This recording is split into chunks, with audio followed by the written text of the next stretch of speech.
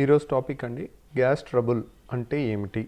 కొంతమంది గుండె నొప్పిని గ్యాస్ అని కన్ఫ్యూజ్ అవుతుంటారు, గ్యాస్ని గుండె నొప్పి అనుకుంటుంటారు. ఈ రెండింటికి గల వ్యత్యాసం ఏంటి? గుండె నొప్పిని గ్యాస్ అనుకుని ప్రాణం మీదకి తెచ్చుకోకుండా ఉండాలంటే ఏం చేయాలి? ఎసిడిటీ అంటే ఏంటి? సో ఈ 4 చిన్న చిన్న టాపిక్స్ని మనం కవర్ చేసుకుందాం అండి. సో నా పేరు doctor Ravikanth Kongara and MBBS Kakatiya Medical కాలేజ్లో చేశాను అండి. ఎంఎస్ అంటే పోస్ట్ గ్రాడ్యుయేషన్ ఉస్మానియా మెడికల్ కాలేజ్లో చేశాను. MS in general surgery. దాని తర్వాత డిప్లొమాట్ ఇన్ నేషనల్ బోర్డ్ అంటారు, నేషనల్ బోర్డ్ ఎగ్జామ్, అది నిమ్స్ హైదరాబాద్లో చేసామండి. దాంట్లో సర్జికల్ గ్యాస్ట్రెంటరాలజీ ఈజ్ మై స్పెషాలిటీ. అంటే పొట్టకు సంబంధించిన అన్ని ఆపరేషన్లకి సంబంధించి, పొట్టకు సంబంధించిన అన్ని అవయవాలకు సంబంధించి స్పెషలిస్ట్ అనమాట. దాని తర్వాత బేరియాట్రిక్ ఫెలోషిప్ కూడా బెల్జియంలో చేశాను.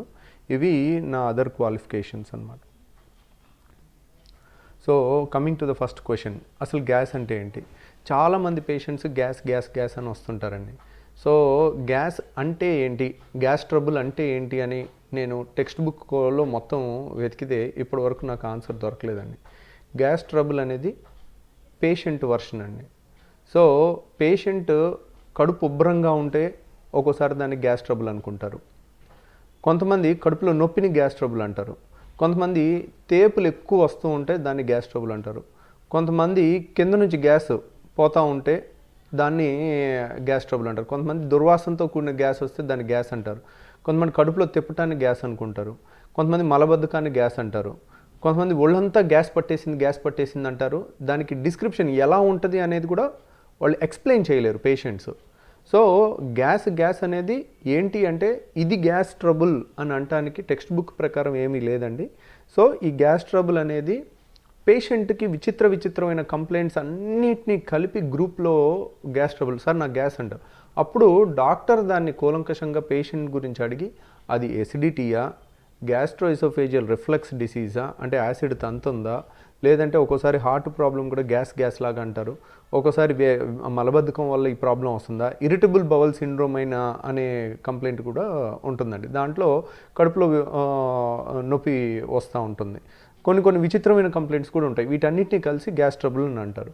సో గ్యాస్ ట్రబుల్ అనేది ఏ ఒక జబ్బు వల్ల వచ్చేది కాదండి. 100 రకాల కంప్లైంట్స్ని గ్యాస్ ఒక్కొక్క దాన్ని ఒక్కొక్క విధంగా అంటుంటారు అనమాట. సో ఇప్పుడు అదే ఎసిడిటీ అన్నారనుకోండి, ఎసిడిటీ అనేది క్లియర్ కట్ మనకి సైంటిఫిక్ టర్మ్. ఎసిడిటీ అంటే దాని పేరులోనే ఉంది, యాసిడ్ పెరగటం. బాడీలో కనుక మన యాసిడ్ పెరిగినట్టయితే, ఇప్పుడు మీరు ఈ ఫోటో చూసినట్లయితే కనుక ఈ స్టమక్లో మీకు ఇది మన స్టమక్లో ఇదంతా యాసిడ్ తయారవుతుంది. ఈ యాసిడ్ తయారవటం ఎక్కువైనా ఆ యాసిడ్ ఏం చేస్తుంది, మన పేగులు పొరలనే తినేసి అల్సర్స్ ఫామ్ అవుతాయి. సో యాసిడ్ ఎక్కువ అవటం వల్ల వచ్చేదాన్ని ఎసిడిటీ అంటారు.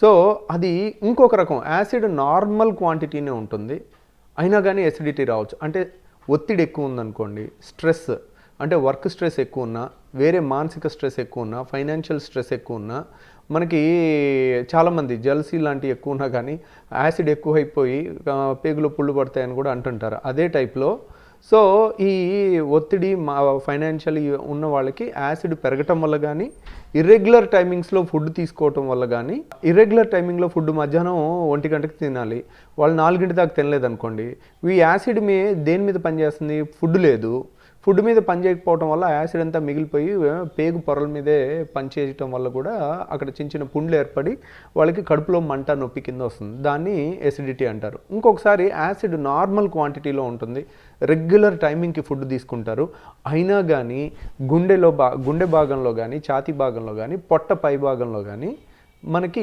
కడుపులో మంటలాగా అనిపిస్తుంటుంది. దాన్ని ఏమంటారంటే రిఫ్లెక్స్ డిసీజ్. అంటే ఏంటంటే ఇది 1 వే వాల్వ్. మనం నోటి దగ్గర నుంచి ఫుడ్ తీసుకున్నట్టయితే ఇలా వచ్చి దీని అన్నవాహిక ద్వారా ఇలా స్టమక్లోకి వెళ్ళిపోవాలి. ఈ స్టమక్లో వెళ్ళిపోయిన యాసిడ్ అనేది స్టమక్లోనే ఉండాలి, వెనక్కి రాకూడదు. కానీ ఈ వాల్వ్ అనేది క్లియర్గా ఉండకపోవటం వల్ల, ఈ వాల్వ్ అనేది సరిగ్గా పనిచేయకపోవటం వల్ల ఈ యాసిడ్ అనేది వెనక్కి తన్నుతుంది, అన్నవాహికలోకి తన్నుతుంది అనమాట. అన్నవాహికలో తన్నినప్పుడు అన్నవాహిక మొత్తం లోపల పొరని కొంచెం చిన్న అల్సర్స్ ఫామ్ అవటం వలన దాంట్లో మనకి చిన్న పుండ్లు వచ్చి అన్నవాహిక అనేది గుండెకి వెనకాల భాగంలో ఉంటుంది, అందువల్ల గుండెలో మంటలాగా అనిపిస్తుంటుంది. సో దీన్ని gastro oesophageal reflex disease, GERD అంటారు. సో అంటే ఎసిడిటీ అంటే రెండు రకాలు, ఒకటి యాసిడ్ పెరగటం వల్ల వచ్చేది ఎసిడిటీయే, రెండోది యాసిడ్ నార్మల్గా ఉన్నా కానీ రిఫ్లక్స్ అంటే యాసిడ్ ఉండాల్సింది స్టమక్లో కాకుండా అన్నవాహికలోకి వచ్చినప్పుడు మన పొట్ట పై భాగంలో కానీ ఛాతీ కింద భాగంలో కానీ మనకి మంటలాగా అనిపిస్తుంది, దాన్ని కూడా ఎసిడిటీ అంటారనమాట. ఈ ఎసిడిటీని కామన్గా ఇప్పుడు గ్యాస్ ట్రబుల్ అనే వాళ్ళలో 100 మంది గ్యాస్ ట్రబుల్ అని వస్తే ఎక్కువ మందికి, మెజారిటీ వాళ్ళకి మాత్రం ఈ గ్యాస్ ట్రబుల్ అంటే మాత్రం దీనివల్లే వస్తుందన్నమాట.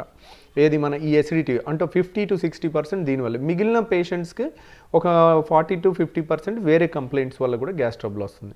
సో ఎసిడిటీ అంటే ఏంటి, కారణాలు ఏంటి మనం ఆల్రెడీ డిస్కస్ చేసుకున్నాం. యాసిడ్ ఎక్కువ అవటం వల్ల ఎసిడిటీ రావచ్చు, కారం లాంటిది కానీ మసాలాలు కానీ ఇరిటెంట్స్ ఎక్కువ తీసుకున్నా రావచ్చు, మానసిక ఒత్తిడి ఎక్కువ ఉన్నా రావచ్చు, ఒబిసిటీ ఎక్కువ ఉన్నా కానీ మనకి ఎసిడిటీ రావచ్చు అండి. ఒబిసిటీ ఎక్కువ ఉన్నప్పుడు ఎప్పుడైతే పొట్టలో ప్రెషర్ పెరుగుతుందో, పొట్ట నిండా కొవ్వు ఎక్కువ పేరుకుపోయి ప్రెషర్ పెరిగినప్పుడు మనం తిన్న ఫుడ్ స్టమక్లోకి వెళ్తుంది, స్టమక్లోది వెనక్కి తంతుంది అనమాట. అన్నవాహికలోకి తన్నినప్పుడు ఆ యాసిడ్ అంతా అన్నవాహికలోకి, ప్రెషర్ ఎక్కువైతే వెనక్కి తన్నినట్టు తేపులు ఎక్కువ వచ్చి ఊరికే యాసిడ్ అన్నవాహికలోకి వస్తే అన్నవాహిలో లోపల పొరని కూడా ఆ యాసిడ్ తినేయటం వల్ల చాలామందికి గ్యాస్ ట్రబుల్, ఒబిసిటీ వచ్చిన తర్వాత, వాళ్ళు సన్నగున్నప్పుడు గ్యాస్ ట్రబుల్ ఉండదు కానీ లావ్ అయినప్పుడు గ్యాస్ ట్రబుల్ ఉంటుంది. అంటే వాళ్ళ దృష్టిలో గ్యాస్ ట్రబుల్ అంటే ఎసిడిటీ అనమాట, యాసిడ్ వెనక్కి తనటం. దాన్ని గ్యాస్ట్రో ఇసోఫేజియల్ రిఫ్లెక్స్ GERD అంటారు, యాసిడ్ వెనక్కి తనటం. సో గుండె నొప్పికి గ్యాస్కి గల వ్యత్యాసం ఏంటి? గుండె నొప్పి అంటే ఏంటంటే, గుండె నొప్పి వచ్చే నొప్పి వేరే విధంగా ఉంటుంది కొంచెం, చాలామందికి ఆ వ్యత్యాసం తెలియదు. ఈ వ్యత్యాసం కనుక తెలుసుకున్నట్టయితే చాలామంది ప్రాణాలు కాపాడుకోవచ్చండి. ఫర్ ఎగ్జాంపుల్, గుండె మీద ఒక మనిషి కూర్చుంటే, మన ఛాతీ మీద ఒకళ్ళు టైట్గా కూర్చుని నొక్కేస్తే ఎలా ఉంటుందో ఆ టైప్ ఉండేది గుండె నొప్పి అండి. అదే మనకి గ్యాస్ అంటే మనకి ఈ ఛాతీ భాగంలో మంట రూపంలో వస్తుందన్నమాట. సో అది ఒకటి. ప్లస్ గుండె నొప్పి అనేది నడిస్తే ఎక్కువ అవుతుంది, కూర్చుంటే తగ్గుతుంది. తర్వాత నైట్రేట్ అంటే నైట్రోగ్లిసరిన్ అనేది నాలుక మీద, మీరు సినిమాల్లో చూస్తుంటారు, గుండె నొప్పి అనగానే నాలుక మీద ఒక ట్యాబ్లెట్ పెట్టుకోగానే అమ్మ తగ్గిందని అంటారు. అలా నైట్రేట్ అనే ట్యాబ్లెట్ ఇస్తే గుండె నొప్పి తగ్గుతుంది, గ్యాస్ నొప్పి తగ్గదు. సో ఇట్లా బేసిక్ డిఫరెన్స్ ఉన్నాయి. ప్లస్ ఇంకొకటి గుర్తుపెట్టుకోండి, 30 ఏళ్ల లోపు వాళ్ళకి అసలు గుండె నొప్పి అనేది రాదు. 30-40 ఏళ్ల లోపు వాళ్ళకి అంటే వెరీ రేర్ అనమాట. అంటే చైన్ స్మోకర్ అయ్యండి, ఉదయం నుంచి సాయంత్రం 10 పెట్టెలు సిగరెట్లు కాలుస్తూ ఉంటే 30-40 ఏళ్ల లోపల వాళ్ళకి గుండె నొప్పి వచ్చే అవకాశం ఉంటుంది. కానీ 100 మందికి గుండె నొప్పి వస్తే ఒక తక్కువ మంది, అంటే ఒక 5-7 ఉంటారు ఏది 40 ఏళ్ల లోపల వచ్చేవాళ్ళు. ఎక్కువ మంది 40 ఏళ్ల తర్వాతే వస్తుంటుంది అనమాట.